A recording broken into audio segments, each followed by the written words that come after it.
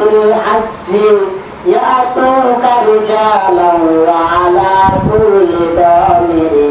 يأتينا من كل فج عميق আল্লাহ রাব্বুল আলামিন বলেন হে আমার খলিল আপনি হজের জন্য আযান দেন ফাআদ্দিন ফিন নাসি বিল হাজ্জি হে নবী আপনি মানুষদেরকে হজের জন্য আযান দেন ইব্রাহিম আলাইহিস সালাম তখন বললেন হে আল্লাহ হে আমার রব আমি যদি এই মরুভূমিতে আযান দিই তাহলে আমার আযান তো এই পৃথিবীর পূর্ব থেকে পশ্চিম উত্তর থেকে দক্ষিণ অর্থাৎ এই পৃথিবীর সকল মানুষের কাছে পৌঁছাবে না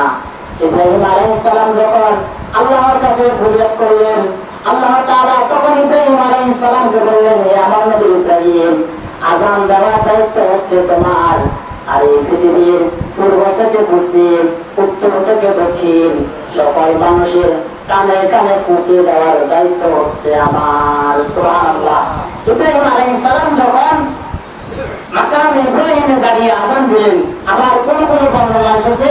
তিনি আবু কুবাইস নামক পাহাড়ের পর্বতে আযান দিলেন ইব্রাহিম আলাইহিস সালামের আযান শোনার পর ইব্রাহিম আলাইহিস সালাম যখন আযান দিলেন আল্লাহ তাআলা ইব্রাহিম আলাইহিস সালামের সেই আযানকে এই পৃথিবীর পূর্ব থেকে পশ্চিম উত্তর থেকে দক্ষিণ সকল মানুষের কানে কানে ইব্রাহিম আলাইহিস সালামের আযানের আওয়াজ শুনে দিলেন সুবহানাল্লাহ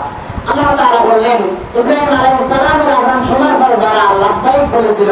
আল্লাহ তাআলা ও সকল বান্দাদেরকে দুনিয়াতে আল্লাহর ঘর বাইতুল্লাহ জিয়ারত করা তাদের নসিব রেখে দিয়েছেন সুবহানাল্লাহ।